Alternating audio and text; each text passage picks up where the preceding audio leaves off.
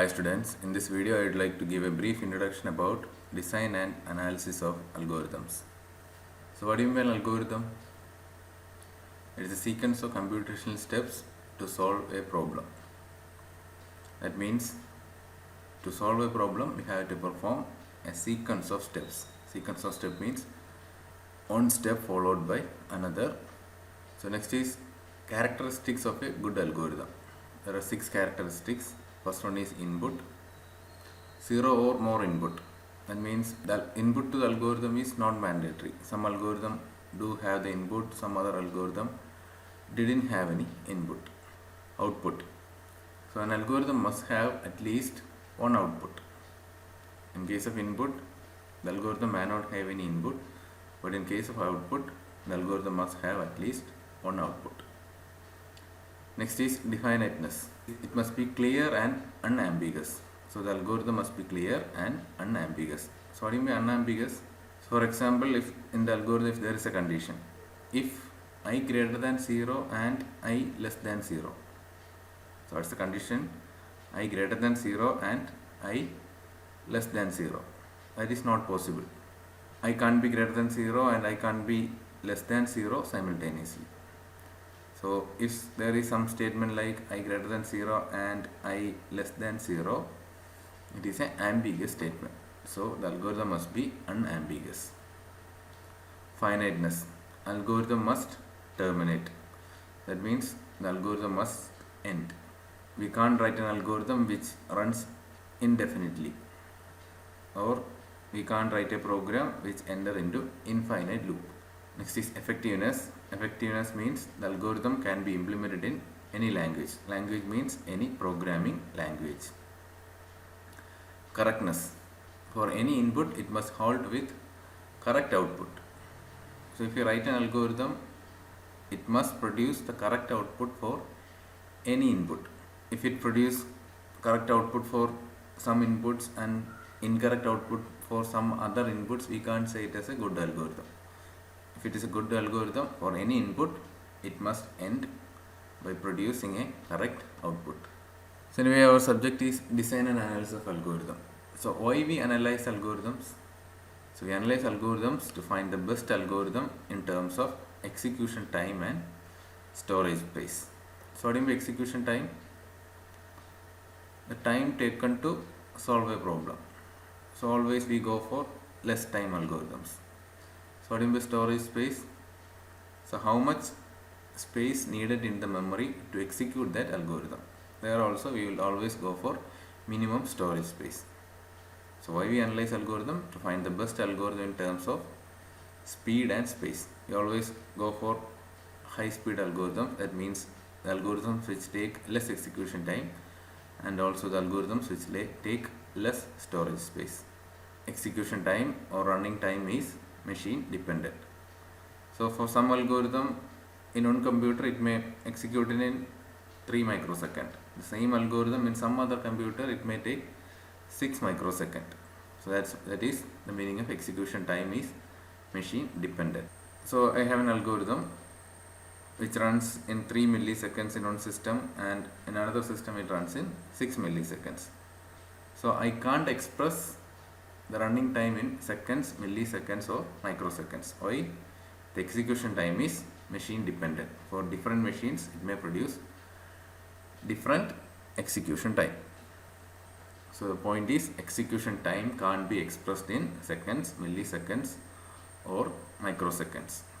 That is, execution time can't be expressed in unit of time. So running time is expressed as a function of input size. So what's the meaning? So if the size of the input increases, definitely the running time also increases. So for example, if I want to print hello world 10 times, it will take particular time. If I want to print hello world for 100 times, definitely it will take more time than the earlier one. So running time is expressed as a function of input size. In the example of hello world, the size of the input in the first case is 10, in the second case is 100. So definitely the running time to print hello world 100 times is greater than execution time to print hello world 10 times. So So running time is expressed as function of input size. So how we write the function, we'll discuss it later. Next point is running time is directly proportional to input size. What's the meaning? Running time increases as input size increases. In most cases, storage space is directly proportional to input size. Suppose we want to sort 10 numbers. So we need an array of size 10. Suppose we want to sort an array of 100 elements. There we need an array of 100 elements. So in the first case the input size is 10, the second case the input size is 100. So the storage space is also, in most cases storage space is also directly proportional to input size. So consider this example. I have a procedure called XYZ. So it just print hello world and it print hi n times. This procedure XYZ is executed in two computers, computer A and B. The specialty of computer A is to execute each statement it takes 1 milliseconds, and in the same time the computer B takes 2 milliseconds to execute each statement. So print hello world, it will only be executed once, so it is 1 into 1 millisecond. Similarly, I equal 0 is also executed once, so it is 1 into 1 milliseconds. So my question is, how many times this while loop will be executed? This while loop will be true for n times and it will be false for 1 time. So what's the meaning? You just imagine the value of n is 10. The I value will be iterated from 0 to 9. 0 to 9 means for 10 instances this while condition will produce true, and for the last instance it will produce false. That's why it takes n plus 1 into 1 millisecond. Similarly, hi will take n into 1 millisecond, I plus plus will take n into 1 millisecond. So the total execution time is 3 n's plus 5. 1, 1, 1, 1, 1, 5. So it is 3n plus 5 milliseconds. Similarly, computer B will take 6n plus 10 millisecond. So for the same procedure, different computers takes different execution time. So we can't express it in unit of time. So only thing we understood from this is execution time of XYZ grows in terms of n. So for when n equal to 10, it will take 35 milliseconds for computer A and for 70 milliseconds for computer B. If the value of n is 100, it will take 305 milliseconds. At the same time, this will take 610 milliseconds. So what we understood from this is, in this algorithm XYZ grows in terms of n. So why we analyze algorithm? To find the best algorithm. In this example, I have 3 procedures. All 3 procedures are used to check whether a given number is prime or not. So here I am calculating the maximum execution time. So you all know what's the procedure to find a given number is prime or not.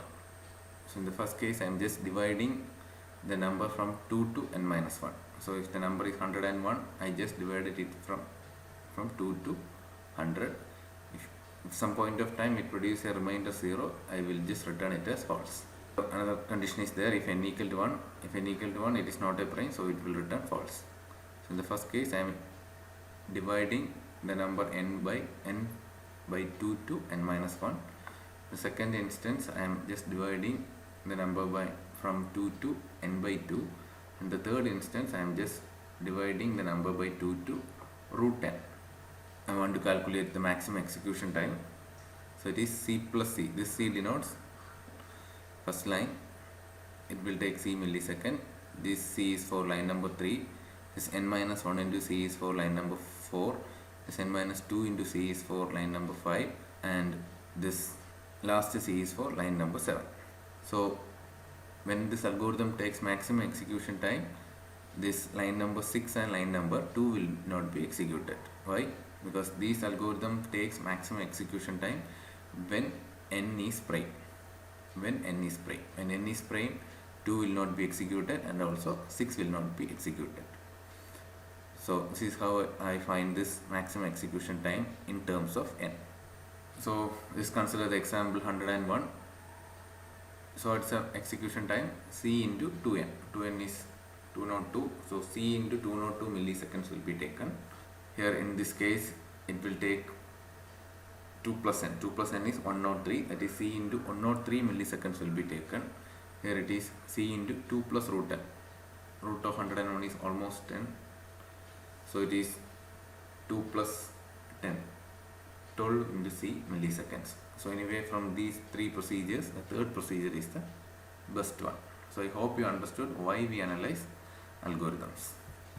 So the next is types of analysis. There are three types: worst case analysis, best case analysis, and average case analysis. So what is worst case analysis? The maximum running time taken. The maximum running time taken. What is best case? The minimum running time taken. So I will go back to the algorithm. Here this is the maximum execution time. You just consider only the first function or first procedure.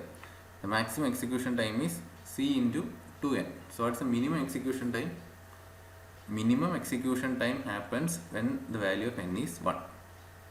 If the value of n is 1, what happens? This condition will be checked. It will be true. So to execute this line, it will take c milliseconds. Since it is true, line number 2 also will be executed. It will take another c milliseconds.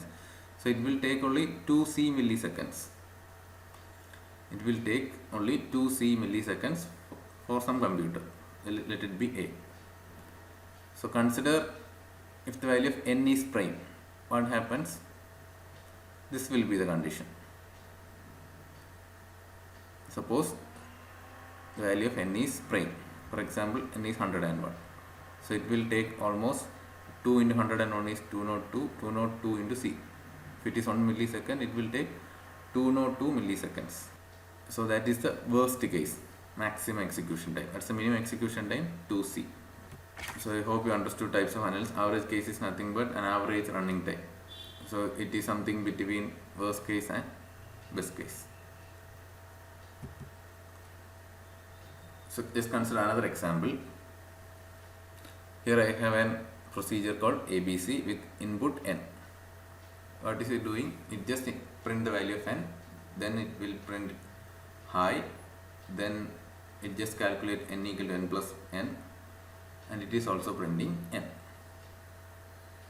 So if you notice this algorithm, the execution is independent of input size. There is no loops. So anyway, it is independent of